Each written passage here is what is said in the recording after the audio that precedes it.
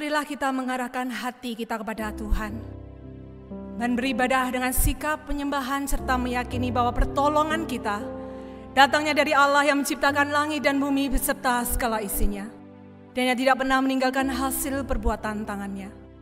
Turunlah kiranya atas kita kasih karunia dan damai sejahtera dari Allah Bapa, Allah Putra, dan Allah Roh Kudus. Amin.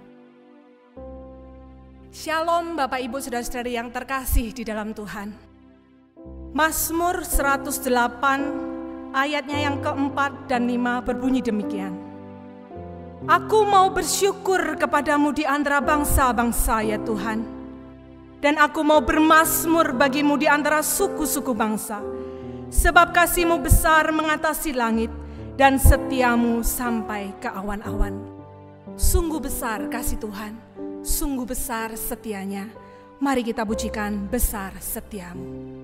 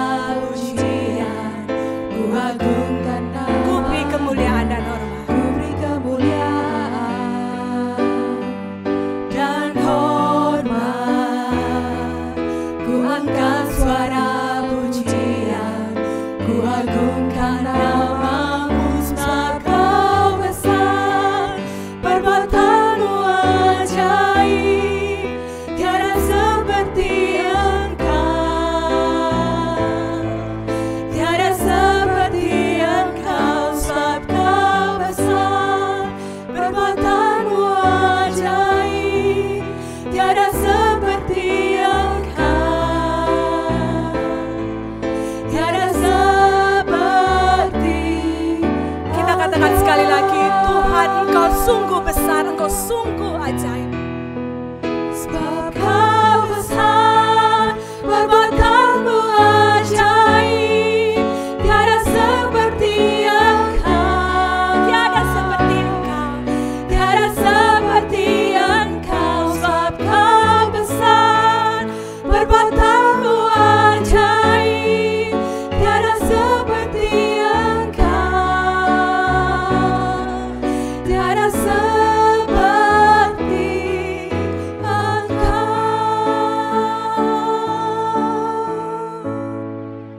Sungguh Engkau ajaib dan luar biasa di dalam hidup kami. Engkau sungguh setia dan mengasihi kami. Tuhan, Engkau bukan Allah yang jauh dari kami. Engkau bukan Allah yang meninggalkan kami ketika kami di dalam masa kesulitan. Engkau dekat, Engkau ada bersama-sama kami. Tapi kami sadar Engkau membenci setiap dosa-dosa yang kami lakukan. Tuhan, kami mau datang kepadamu. Kami mau mengakui segala dosa dan pelanggaran kami. Ampunilah dengan mulut bibir kami, dengan sikap kami, dengan perkataan kami menyakiti orang-orang yang kami kasihi. Mereka yang dekat dengan kami. Bahkan kami sering kali membuat hati Tuhan kecewa dengan kami tidak taat kepada Tuhan. Ampuni segala pelanggaran dan dosa kami. Sucikan kami. Dan bantulah kami dengan kekuatan Roh Kudus-Mu, agar kami selalu melakukan apa yang menyenangkan hati-Mu. Dalam nama Tuhan Yesus kami sudah berdoa. Amin. Bagi kita yang sudah mengakui dosa kita, dengarkan berita anugerah yang terambil dalam 1 Yohanes 1 ayat 9. Jika kita mengaku dosa kita, maka Ia adalah setia dan adil, sehingga Ia akan mengampuni segala dosa kita dan menyucikan kita dari segala kejahatan. Dan dengarkan petunjuk hidup baru yang terambil di dalam Yakobus pasal 4 ayat 14 sampai 15. Apakah arti hidupmu? Hidupmu itu sama seperti uap yang sebentar saja kelihatan lalu lenyap. Sebenarnya kamu harus berkata, jika Tuhan menghendakinya, kami akan hidup dan berbuat ini dan itu. Meresponi petunjuk hidup baru, saya ingin bertanya kepada Bapak, Ibu, saudara-saudari sekalian. Apakah yang kita cari di dalam hidup ini? Apakah itu harta kekayaan, kedudukan, kekuasaan? Kita lahir tidak membawa apa-apa, demikian pula ketika kita meninggal kita tidak membawa apa-apa. Lalu apa arti hidupmu? Mari kita mengejar bagaimana hidup yang Tuhan berikan untuk kita senantiasa menyenangkan dan memuliakan Tuhan. Kita mau menjadi hamba Kristus yang taat dan setia sampai akhir hidup kita.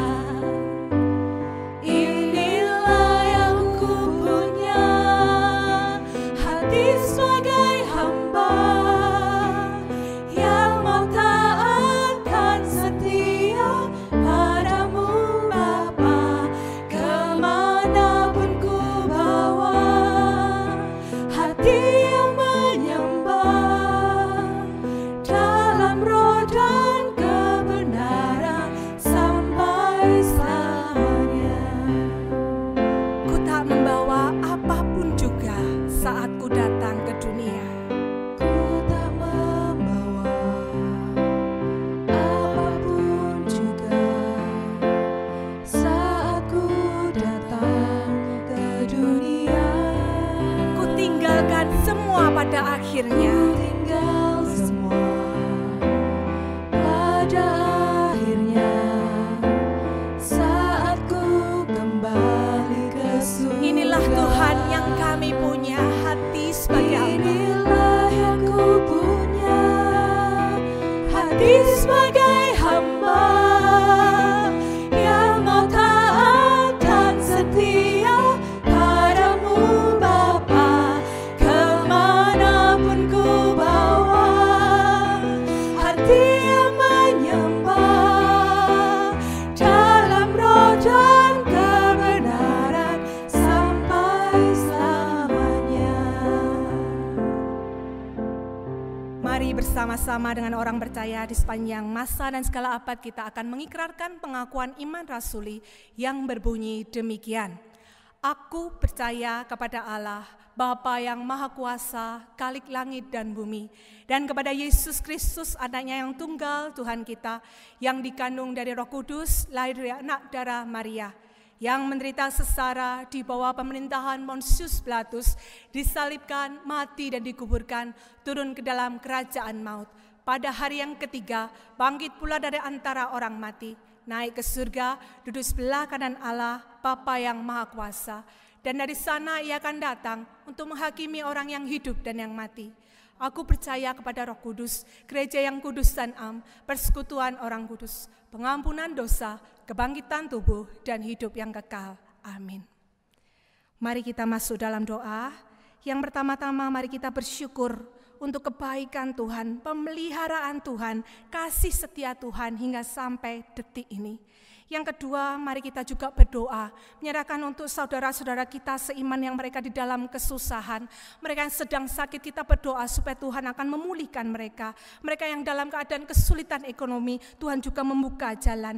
Bahkan juga kita berdoa untuk anak-anak kita dari SD, TK, SD, SMP, SMA, mereka akan memasuki kegiatan belajar mengajar mulai Senin depan. Kita doakan supaya itu semua dapat berjalan dengan baik.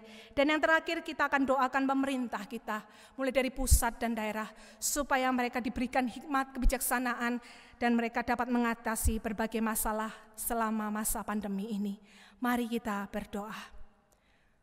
Tuhan, terima kasih untuk kebaikan Tuhan. Terima kasih pemeliharaan Tuhan yang tidak pernah berkesudahan di dalam hidup kami. Terima kasih untuk kehadiran Tuhan yang ada selalu buat hidup kami. Bapa, saat ini kami berdoa, kami mengingat untuk saudara-saudara kami seiman, yang saat ini mereka bergumul dengan sakit penyakit mereka yang terbaring di rumah, ataupun mereka yang ada di rumah sakit. Tuhan, kami berdoa, kiranya Engkau akan menjamah mereka melalui obat-obatan, melalui dokter yang menangani mereka, sehingga mereka dapat pulih dari kesehatan mereka. Tuhan, kami juga berdoa, menyerahkan juga saudara kami, mereka yang mengalami kesulitan di dalam masalah pekerjaan mereka, dan saat ini mereka bergumul untuk mencari pekerjaan, ataupun mereka bergumul dengan kesulitan ekonomi, karena mereka yang semakin lama semakin juga mengalami suatu krisis dalam hidup mereka. Tuhan, buka jalan buat mereka. Kami percaya Tuhan tidak pernah meninggalkan kami. Tuhan juga tidak membiarkan kami terlunta-lunta dan kelaparan. Kami percaya Tuhan akan pasti menolong setiap anak-anak Tuhan yang berharap dan percaya kepada Tuhan. Tuhan, kami juga mengingat untuk setiap anak-anak kami, mereka yang mulai SD, SMP, SMA, hari Senin depan ini mereka akan mengikuti kegiatan belajar mengajar melalui Zoom. Berkati guru-guru yang mempersiapkan, berkati anak-anak yang akan mengikuti, supaya semuanya boleh lancar, internet boleh stabil, anak-anak boleh mendapat manfaat daripada kegiatan belajar, mereka tidak kesulitan, dan bahkan mereka juga sukses untuk dapat melalui semester ini. Dan kami juga mengingat Tuhan memerintah kami berdoa baik dari pemerintah pusat hingga sampai daerah. Kami tahu mereka menanggung beban yang begitu berat. Tuhan, tolonglah mereka, kuatkan mereka, beri kesehatan kepada mereka, berikan hikmat kebijaksanaan sehingga boleh mengatur kebijaksanaan yang dibuat dapat sungguh-sungguh bermanfaat bagi setiap masyarakat Indonesia, dan berdoa bagi masyarakat Indonesia supaya bisa mematuhi setiap protokol kesehatan, setiap peraturan pemerintah buat kebaikan kami bersama. Tuhan, inilah seluruh rangkaian doa kami. Biarlah Tuhan, kami percaya bahwa Engkau selalu memberikan yang terbaik di dalam setiap apapun yang kami doakan. Hanya di dalam nama Tuhan Yesus kami sudah berdoa. Amin.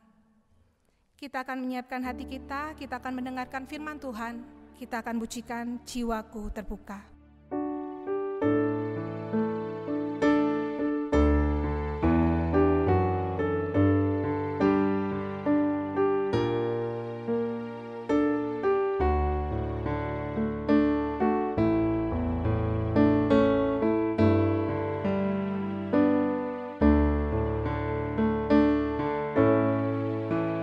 Jiwaku terbuka untuk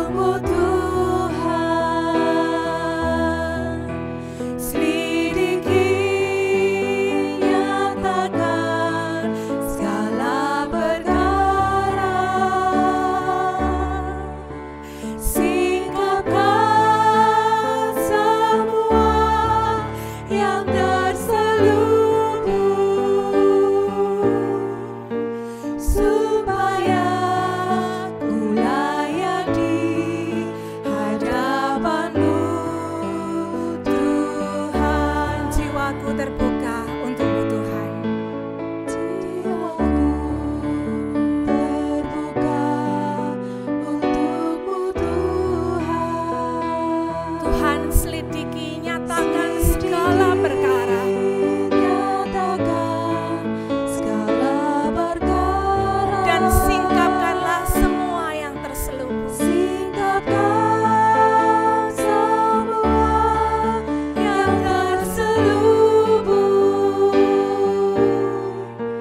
supaya ku layak di hadapan-Mu, Tuhan.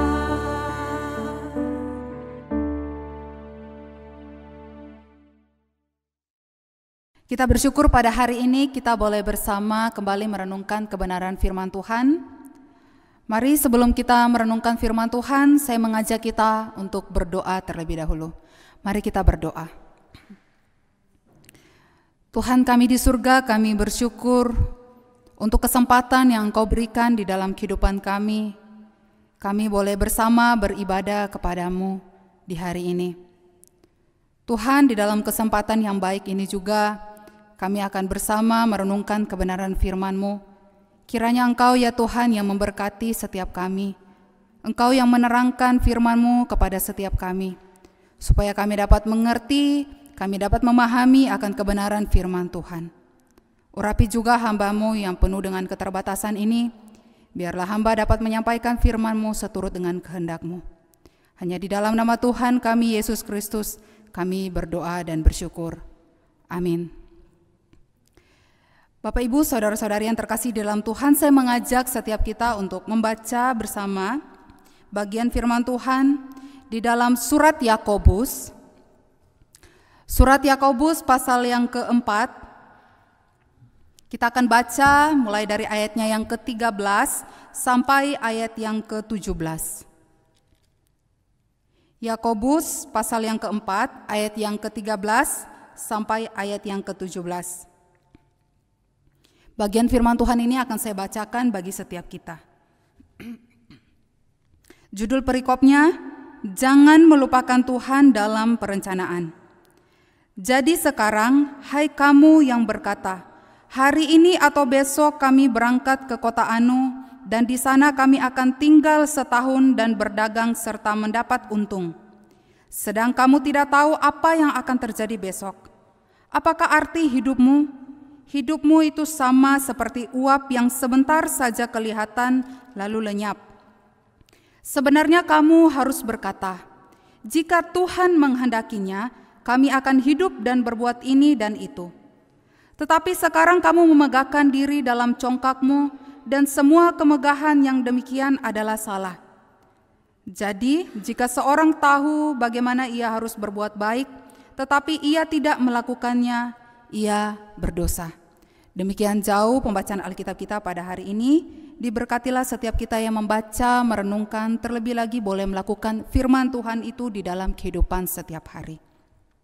Nah, Bapak, Ibu, saudara-saudari yang terkasih di dalam Tuhan, saya yakin bahwa sebelum kita memasuki tahun 2020 ini, atau mungkin di saat awal-awal tahun ini, setiap kita pasti sudah merencanakan berbagai hal yang akan kita lakukan di tahun 2020 ini. Ada banyak target yang ingin kita capai.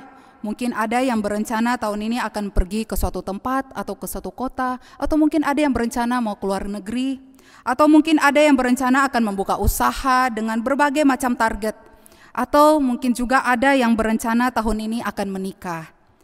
Akan tetapi ternyata semua rencana-rencana itu mungkin harus kita tunda, atau mungkin tetap dilaksanakan namun tidak sesuai dengan apa yang kita harapkan sebelumnya, karena adanya pandemi COVID-19 ini. Nah, di awal-awal tahun ini kita sudah mendengar kabar mengenai virus corona yang terjadi di Wuhan. Kalau kita ingat dulu berita pertamanya itu adanya virus corona ini yaitu dari Wuhan. Dan kita tidak dapat menduga ternyata virus ini dapat merambat hingga ke negara kita. Bahkan hampir ke berbagai negara di dalam dunia ini. Nah, ketika awal-awal saat mendengar kabar mengenai virus corona, kebanyakan warga di dalam negara kita ini seakan-akan menyepelekan hal ini. Bahkan ada candaan yang mengatakan bahwa masyarakat di dalam negara kita ini tidak akan mudah terinfeksi atau terserang virus corona.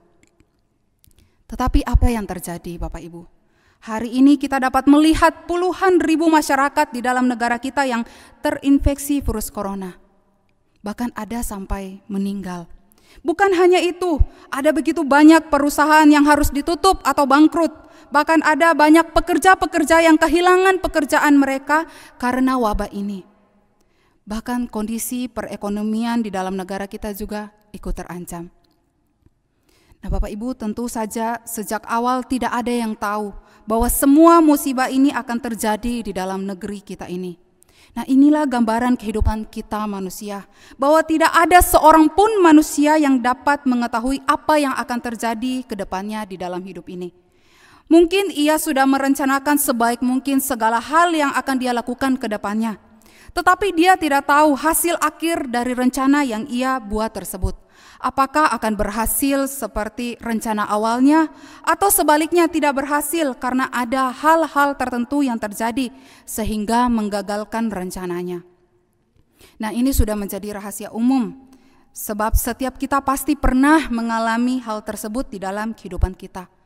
Kita mungkin dapat memperkirakan apa yang terjadi, tetapi kita tidak dapat memastikan seperti apa hal itu akan terjadi.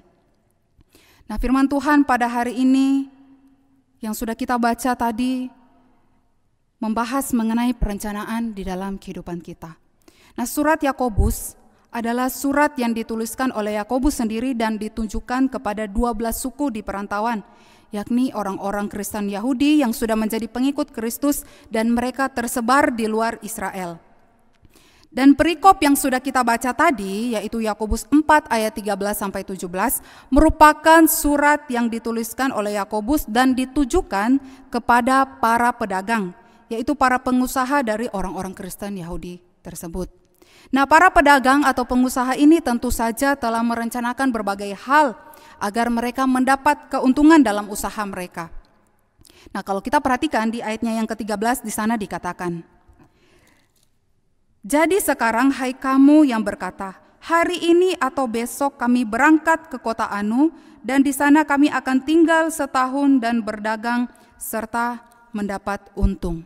Nah, kalau kita perhatikan, para pedagang itu seakan-akan sudah mengatur kapan waktunya ia akan pergi, lalu tempat tujuannya di mana, berapa lamanya mereka akan tinggal di sana.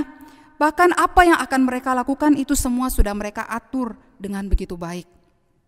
Tentu para pedagang ini adalah orang-orang yang sudah berpengalaman. Makanya mereka sangat yakin dengan segala hal yang telah mereka rencanakan tersebut. Nah, untuk itulah dalam bagian ini Yakobus dia memperingatkan mereka agar jangan sampai akhirnya mereka memegahkan diri karena kemampuan dan kelebihan di dalam diri mereka. Sebab semuanya itu tidak berarti apa-apa jikalau tidak melibatkan campur tangan Tuhan di dalamnya. Semua itu tidak ada gunanya jikalau mengandalkan kekuatan dan kemampuan diri sendiri. Di ayatnya yang ke-14a, Yakobus dia memperingatkan mereka dengan berkata bahwa kamu tidak tahu apa yang akan terjadi besok. Jadi sekalipun semua planning, semua rencana dibuat dengan begitu sempurna, namun semua itu bukan sepenuhnya berada di dalam kendali mereka. Sebab mereka tidak punya kuasa untuk mengendalikan atau mengatur apa yang akan terjadi ke depannya. Seperti yang sudah saya sampaikan juga di awal tadi, setiap kita pasti punya planning untuk tahun ini. Tetapi siapa dapat menduga bahwa tahun ini kondisinya seperti sekarang ini. Ada wabah virus corona yang sebagian besar membuat banyak rencana-rencana yang dibuat dengan sedemikian rupa di awal tahun akhirnya dibatalkan atau gagal dilaksanakan. Tidak ada yang dapat menduganya. Nah, begitu pula di dalam kehidupan kita ke depannya. Bukan hanya tahun ini, tetapi juga tahun-tahun ke depannya. Kita semua tidak ada yang tahu apa yang akan terjadi. Apakah hidup kita akan tetap selalu di atas atau sebaliknya hidup kita akan ada di bawah? Tidak ada seorang pun yang dapat memastikannya. Nah, Bapak Ibu, saudara-saudari yang terkasih di dalam Tuhan, hari ini kita akan bersama merenungkan satu tema yaitu apa yang berharga, atau lebih lengkapnya apa yang berharga di dalam hidup kita atau di dalam hidup ini. Nah, tema ini menjadi pertanyaan bagi setiap kita, apa yang berharga di dalam kehidupan kita. Nah, jikalau Bapak Ibu diberikan pertanyaan ini, apa yang akan Bapak Ibu jawab? Apa yang berharga di dalam kehidupan Bapak Ibu? Apakah harta, ataukah keluarga, pasangan, kedudukan atau jabatan, atau hal-hal lainnya yang kita pikir atau kita anggap berharga di dalam kehidupan kita? Nah, melalui Yakobus 4 ayat 13 sampai 17 ini, kita akan belajar dua hal apa yang berharga di dalam kehidupan ini. Yaitu yang pertama, kita dapat melihat di ayat yang ke-13 sampai 15, hidup kita ini lebih berharga dari apapun. Bapak, Ibu, saudara-saudari yang terkasih dalam Tuhan, kita perlu menyadari terlebih dahulu bahwa hal yang berharga di dalam kehidupan ini adalah hidup kita sendiri. Kita bisa menyebut bahwa keluarga kita berharga atau mungkin harta kita berharga, tetapi sebenarnya yang paling utama adalah hidup kita sendiri.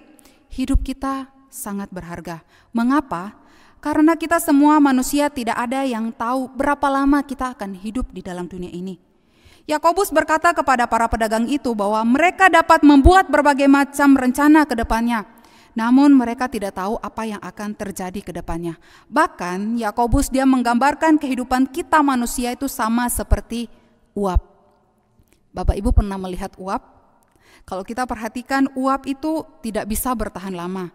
Contohnya, saat kita menanak nasi di rice cooker dan ketika kita pertama kali membuka penutup rice cooker itu biasanya ada uap yang keluar atau seperti asap gitu ya. Itu yang keluar gitu.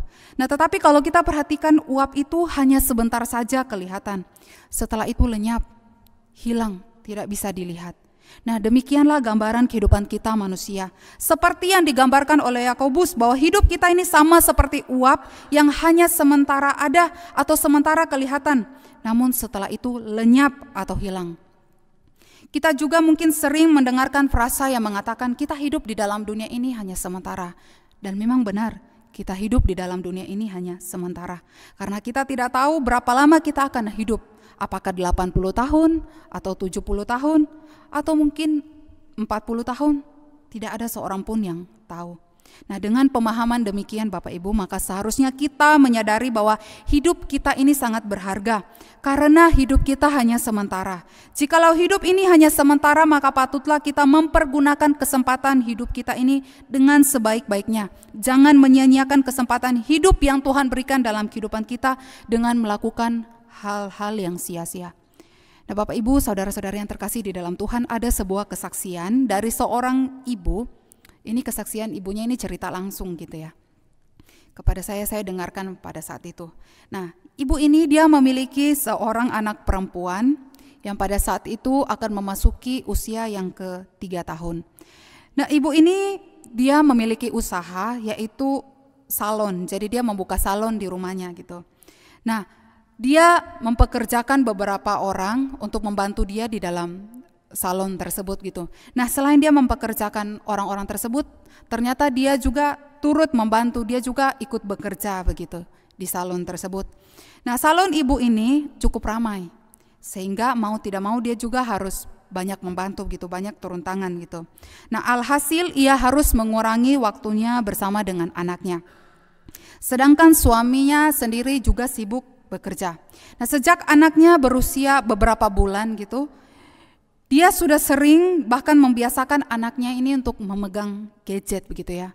Dengan satu alasan supaya ketika dia bekerja, anaknya tidak mengganggu ketika dia bekerja gitu ya. Karena salon dia itu ada di rumahnya, jadi di depan rumahnya dia gitu.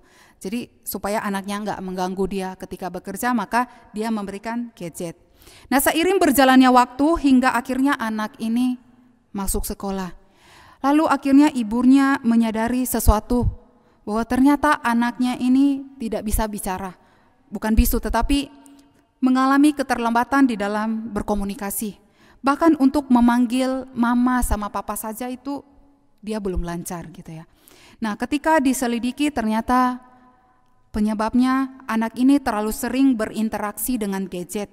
Sehingga interaksi dia bersama dengan ibunya, bersama dengan ayahnya menjadi berkurang. Sehingga tidak ada kesempatan untuk sang anak belajar berbicara. Nah, waktu ibu ini cerita, dia merasa sangat menyesal, dia merasa sangat sedih karena melewatkan masa-masa pertumbuhan dan juga masa awal anaknya untuk belajar. Sehingga anaknya harus dibawa ke dokter, bahkan dibawa ke terapi, karena ternyata secara psikologi anaknya juga mengalami gangguan. Nah, Bapak Ibu yang terkasih di dalam Tuhan, dari kesaksian tersebut kita dapat melihat bahwa ada penyesalan dan kesedihan yang mendalam yang dialami oleh sang ibu. Karena kesibukannya, karena dia terlalu fokus bekerja, karena dia pikir pekerjaannya lebih penting, sehingga dia mengabaikan anaknya. Alhasil anaknya harus mengalami keterlambatan di dalam berkomunikasi atau berbicara. Bahkan di dalam dia berinteraksi dengan orang lain juga anaknya mengalami kendala. Nah, mungkin ibu ini masih bisa memperbaiki apa yang telah terjadi. Bahkan dia dapat berusaha melakukan yang terbaik untuk anaknya ke depannya. Lalu bagaimana di dalam kehidupan kita, Bapak Ibu? Jika kita melakukan sesuatu yang salah atau sia-sia, maka tentu saja tidak ada waktu bagi kita untuk menyesal atau memperbaiki kembali. Sebab hidup kita ini hanya sementara dan hanya sekali saja.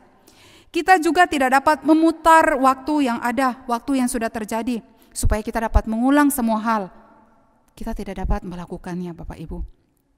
Nah, perlu kita ketahui bahwa ketika kita menjalani kehidupan ini dengan mengandalkan kekuatan atau pengetahuan kita, maka kita pasti akan mudah putus asa, kecewa, dan menyerah jika apa yang kita inginkan tidak terjadi. Berbeda jikalau kita menjalani hidup ini dengan mengandalkan Tuhan, membiarkan kehendaknya yang terjadi, maka kita pasti tidak akan kecewa. Sebab kita tahu bahwa apa yang terjadi di dalam kehidupan kita itu pasti seturut dengan kehendak Tuhan. Itu pasti adalah yang terbaik dari Tuhan. Nah, mari kita perhatikan di ayatnya yang ke-15, di sana dikatakan bahwa sebenarnya kamu harus berkata, jika Tuhan menghendakinya, kami akan hidup dan berbuat ini dan itu. Nah, jadi di sini Yakobus dia sedang menasihatkan bahwa di dalam hidup ini hendaklah kehendak Tuhan saja yang terjadi, bukan kehendak kita. Kata jika Tuhan menghendaki merupakan kunci utama dalam segala aspek kehidupan. Bukan hanya menyangkut masa yang akan datang saja, tetapi juga menyangkut masa sekarang ini, apa yang sedang terjadi hari ini. Kalimat ini juga haruslah menjadi satu keyakinan yang harus dipegang, bahwa apapun yang kita lakukan dan apapun yang terjadi semuanya atas izin dan kehendak kedaulatan Allah. Kita boleh merencanakan berbagai hal dalam hidup ini, tetapi ingat bahwa yang lebih utama, lebih penting dari semua itu adalah kehendak Allah, sehingga kita dapat menjalani hidup kita yang berharga ini sesuai dengan kehendak Allah. Nah, Bapak Ibu yang terkasih dalam Tuhan, beberapa minggu yang lalu saya menonton sebuah film yang berjudul The Perfect Storm. Nah, jikalau menurut sinopsis yang saya baca, jadi ketika saya nonton film itu sebenarnya saya sedikit bingung gitu ya dengan ceritanya dan juga akhirnya. Jadi akhirnya saya memutuskan untuk membaca sinopsisnya gitu ya. Nah, ketika saya membaca sinopsis dari film ini, ternyata film ini diangkat dari kisah nyata tentang perfect storm atau badai yang sempurna gitu ya, yang terjadi pada bulan Oktober tahun 1991. Lalu dituliskan dalam sebuah buku oleh Sebastian Junger berdasarkan interview dengan beberapa orang gitu ya. Makanya dianggap kisah ini tuh merupakan kisah nyata. Nah, film ini akhirnya dibuat pada tahun 2000 mengenai sekelompok nelayan yang berasal dari Gloucester, Amerika Serikat. Andrea Gale merupakan sebuah kapal nelayan yang hilang pada saat mencari ikan di laut. Saat itu kapten kapal yang bernama Billy Tyne bersama beberapa rekannya mereka mengalami hasil tangkapan yang kurang baik ketika mereka menangkap ikan di Grand Banks. Hingga akhirnya sang kapten ini memutuskan bahwa mereka akan menangkap ikan di Flemish Cape. Nah, akhirnya pada tanggal 26 Oktober tahun 1991 mereka kembali pergi mencari ikan dengan tujuan ke Flemish Cape. Nah, sebelum menghadapi badai yang besar, sang kapten ini masih sempat memberikan laporan terakhir mengenai keberadaan mereka dan juga kondisi laut pada saat itu. Dia memberitahukan kepada petugas atau penjaga keamanan laut gitu ya, di mana dia melihat bahwa laut saat itu gelombangnya setinggi kurang lebih 100 kaki, kalau diperkirakan mungkin sekitar 30 meter. Alhasil ombak itu menghempaskan kapal mereka dan mereka dinyatakan hilang gitu ya. Nah, bahkan sebelum mereka menghadapi badai itu sebenarnya mereka sudah diingatkan sejak awal. Bahkan saat mereka sedang menangkap ikan pun mereka sudah diingatkan untuk tidak pergi ke Flemish Cape. Apalagi menurut ramalan cuaca akan terjadi badai besar. Tetapi karena mereka begitu keras, mereka begitu yakin bahwa mereka pasti akan mendapatkan keuntungan dari apa yang mereka lakukan tersebut, bahkan mereka yakin bahwa mereka dapat menghadapi badai tersebut, akhirnya mereka dinyatakan hilang dan tak terselamatkan. Nah, Bapak Ibu, meskipun kisah ini lebih banyak mengandung dugaan gitu ya, tetapi mari kita melihat sebuah pelajaran berharga dari kisah ini, khususnya jika dikaitkan dengan renungan kita pada hari ini, bahwa terkadang seseorang yang merasa sangat berpengalaman dalam suatu bidang, dia akan merasa bahwa dia mampu hingga akhirnya dia melupakan pertolongan Tuhan. Ia melakukan apapun di dalam hidupnya menurut apa yang dia pandang benar, apa yang menurut kehendaknya benar, tanpa melibatkan kehendak Tuhan di dalamnya. Nah, untuk itulah Yakobus dia mengingatkan bahwa hidup kita ini tuh cuma singkat, sementara. Maka seharusnya lah kita mempergunakan segala kesempatan di dalam kehidupan yang singkat ini dengan membiarkan kehendak Tuhan saja yang terjadi. Sebab apa yang Tuhan kehendaki, maka itu pasti yang terbaik. Sama seperti para nelayan tadi. Mereka sudah diingatkan oleh petugas untuk tidak pergi, karena petugas lebih tahu apa yang terjadi. Akan tetapi karena mereka merasa diri mampu, akhirnya mereka tidak terselamatkan. Bapak, Ibu, saudara-saudari yang terkasih di dalam Tuhan, apa yang berharga di dalam kehidupan kita? Apakah pekerjaan? Apakah harta? Apakah keluarga? Jabatan, kedudukan? Nah, biarlah setiap kita boleh menyadari bahwa hidup kita ini adalah yang paling berharga. Maka biarkanlah kehendak Tuhan yang terjadi di dalam kehidupan kita yang singkat dan berharga ini, karena apa yang Tuhan kehendaki itulah yang terbaik di dalam kehidupan kita. Nah, selanjutnya Bapak Ibu, setelah kita menyadari bahwa hidup kita ini berharga, maka seharusnya lah kita menjadikan hidup kita yang berharga ini sebagai alat Tuhan untuk menjadi saluran berkat Tuhan bagi orang lain. Jadi yang berharga kedua yaitu menjadi saluran berkat Tuhan bagi sesama kita, bagi orang lain. Nah, kalau kita perhatikan di ayatnya yang ke-16 dan ayat yang ke-17, di sana merupakan sebuah peringatan keras dari Yakobus kepada para pedagang tadi bahwa kesombongan dan sikap membanggakan diri karena kemampuan mereka adalah salah dan berdosa. Kalau kita perhatikan sebenarnya kata memegahkan diri atau bermegah itu tidak selalu mengarah kepada hal-hal negatif. Dalam beberapa suratnya Paulus, dia seringkali menggunakan kata bermegah itu sebagai bentuk sukacita atau kebahagiaan di dalam Tuhan. Tetapi kata bermegah dalam bagian ini itu lebih mengarah kepada hal yang negatif karena ditujukan kepada para pedagang yang congkak. Sifat inilah yang perlu diwaspadai dan dihindari karena semua itu adalah salah dan berdosa di hadapan Tuhan.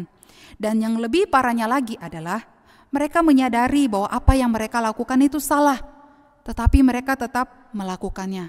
Nah, ini merupakan dosa di hadapan Tuhan. Nah, untuk itulah di ayatnya yang ke-17 dengan tegas Yakobus berkata, "Jadi jika seseorang tahu bahwa bagaimana ia harus berbuat baik, tetapi ia tidak melakukannya, ia berdosa." Sebenarnya peringatan ini bukan hanya ditujukan kepada para pedagang saja, tetapi juga kepada setiap kita, kepada setiap orang yang membaca surat Yakobus ini, termasuk setiap kita Bapak Ibu. Setiap kita diingatkan bahwa bermegah dalam kecongkakan atau dalam kemampuan diri sendiri merupakan perbuatan yang salah.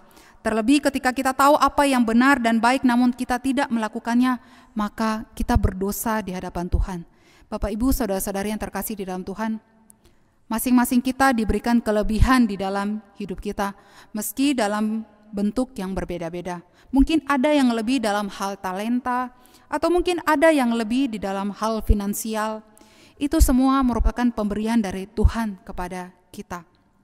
Nah, jangan sampai kelebihan yang kita miliki malah menjadi alat bagi kita untuk menyombongkan diri atau merasa diri paling hebat. Jangan.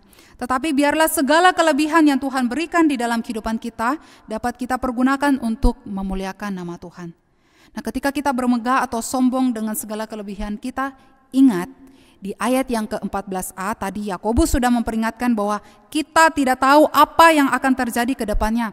Kita tidak tahu apakah hidup kita akan tetap sama atau sebaliknya. Tetapi marilah kita mempergunakan hidup kita yang singkat ini, yang berharga ini dengan segala kelebihan yang Tuhan berikan untuk memuliakan namanya. Mari kita menjadikan hidup kita sebagai alat Tuhan atau menjadi saluran berkat Tuhan bagi orang lain. Nah, Bapak Ibu saudara-saudari yang terkasih di dalam Tuhan, apakah Bapak Ibu ada yang suka makan Quaker Oats? Mungkin setiap kita sudah tidak asing dengan makanan instan, makanan gandum yang instan ini. Bahkan makanan ini banyak diminati oleh orang gitu. Bahkan di antara kita mungkin ada yang doyan makan oatmeal ini atau Quaker Oats ini. Apalagi kalau Bapak Ibu yang sedang melakukan diet gitu ya. Makanan ini katanya sangat cocok untuk dimakan saat sedang diet. Nah, kalau kita beli makanan ini biasanya di pembungkusnya itu ada gambar seorang pria. Di mana pria itu adalah pengusaha atau pendiri dari Quaker Oats sendiri yang bernama Henry P. Crowell. Ketika masih kecil, kisah hidup dari Crowell ini ketika dia masih kecil, dia menderita satu penyakit yaitu TBC.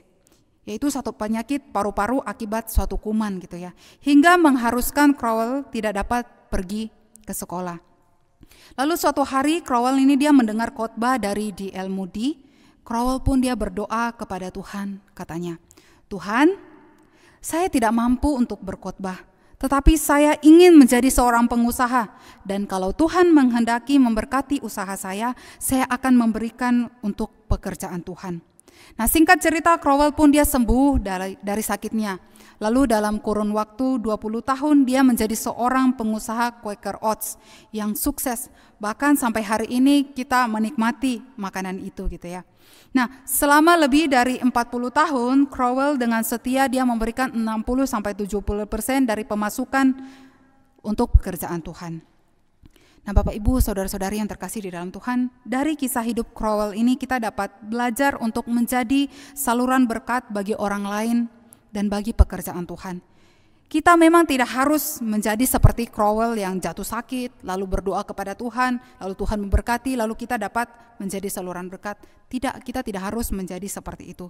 Tetapi di dalam kondisi apapun diri kita dapat menjadi berkat bagi orang lain atau dapat menjadi sarana untuk pekerjaan Tuhan. Ingat bahwa hidup kita ini hanya sementara.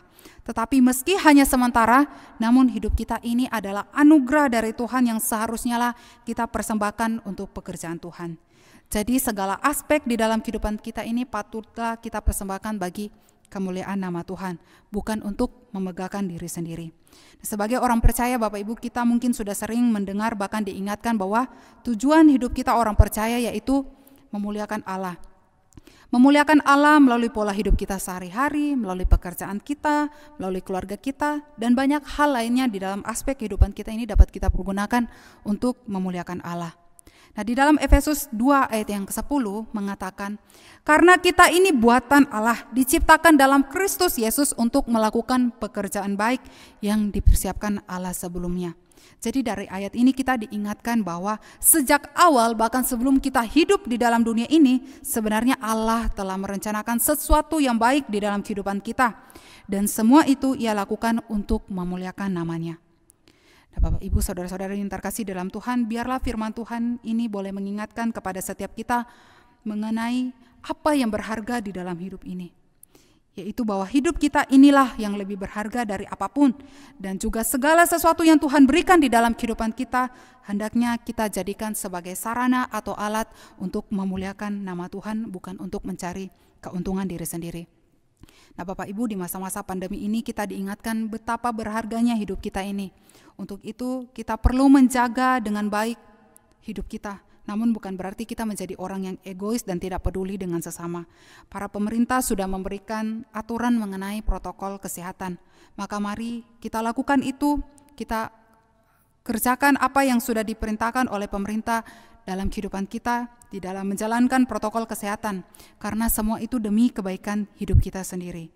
Hidup kita adalah anugerah Tuhan, anugerah yang Tuhan berikan di dalam kehidupan kita. Maka pergunakanlah kesempatan hidup ini yang sementara ini untuk memuliakan nama Tuhan dan juga menjadi saluran berkat bagi banyak orang, sehingga hidup kita ini benar-benar dapat memuliakan Tuhan dan dapat menjadi berkat.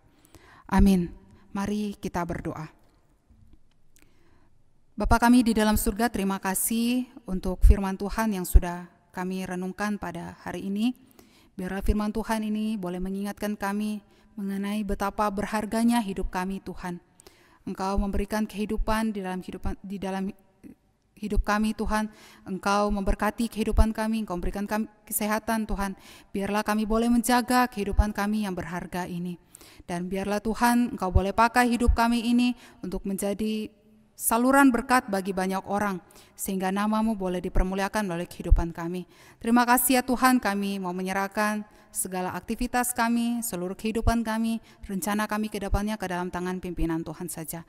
Di dalam nama Tuhan kami, Yesus Kristus, kami berdoa. Amin. Mari kita siapkan persembahan kita akan nyanyikan hidupku bukannya aku lagi. Biarlah ini menjadi tekad kita semua, hidup kita bukan milik aku lagi, tetapi Yesus di dalamku.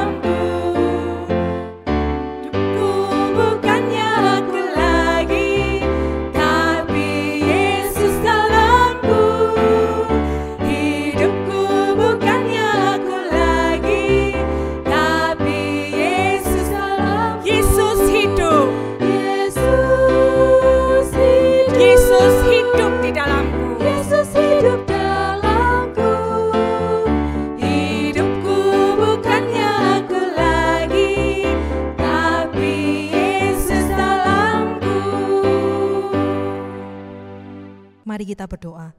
Ya Allah Bapa, terima kasih atas anugerah yang telah Engkau berikan dalam kehidupan kami. Terima kasih atas penyertaan yang tak henti-hentinya Kau curahkan kepada kami. Ya Bapa, tadi kami telah mendengarkan firman-Mu. Kiranya Engkau menyertai hamba-Mu yang telah menyampaikan firman Tuhan. Kiranya Engkau selalu memberkati dan menyertai ia dimanapun ia berada. Pakailah ia seturut dengan kehendak-Mu saja ya Bapa. Kami juga berdoa bagi jemaat-Mu yang saat ini beribadah di rumah masing-masing. Kiranya Engkau berkati setiap apa yang jemaat-Mu kerjakan. Jika mereka dalam keadaan lemah, kiranya Engkau memberikan mereka kesehatan dan kekuatan ya Bapa.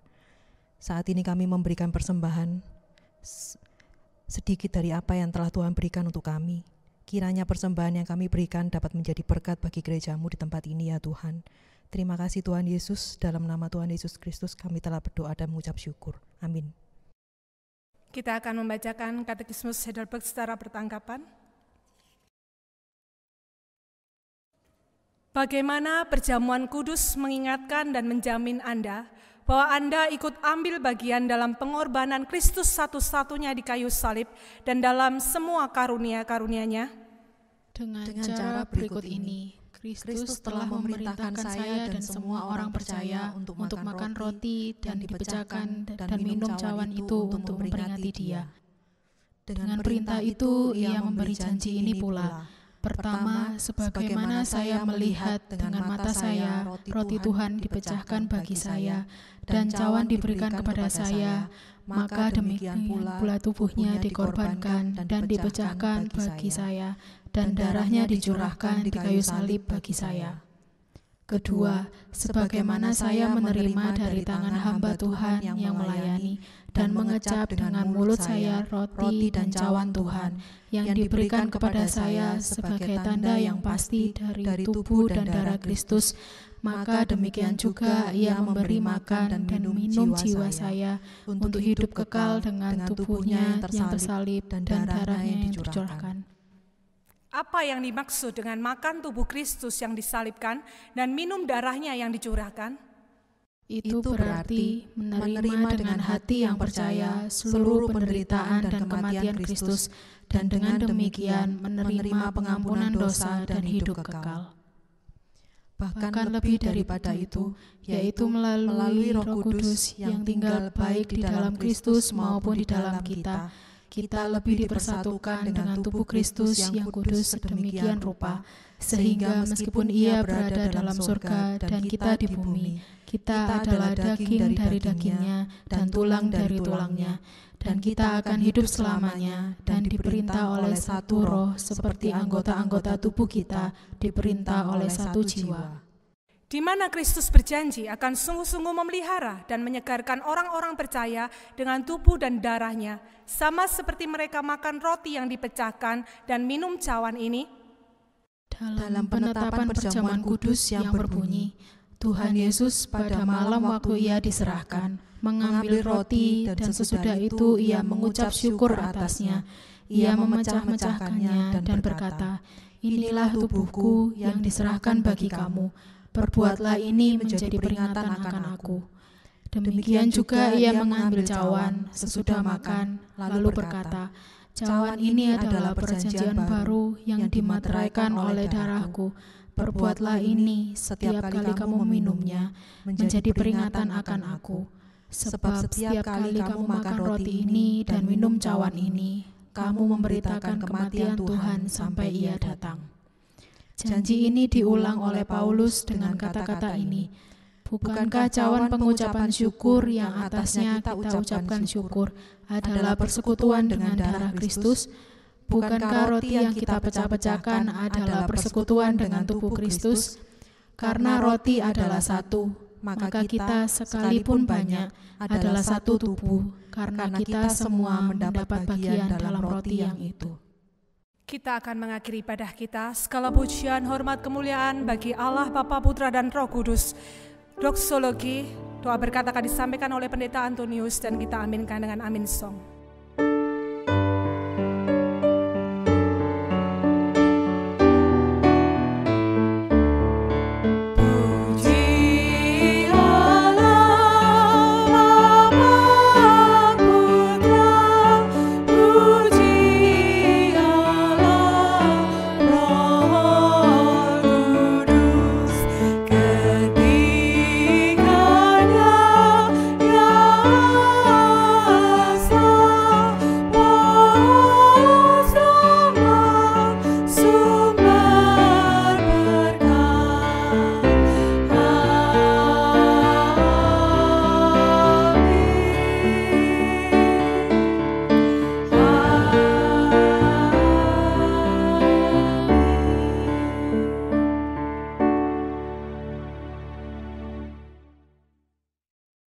Mari sidang jemaat yang terkasih, kita menerima berkat yang dari Tuhan.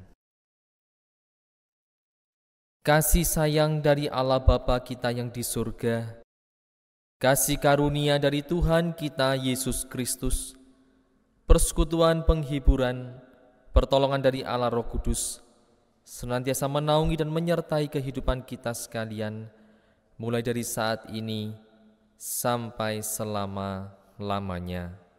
Amin.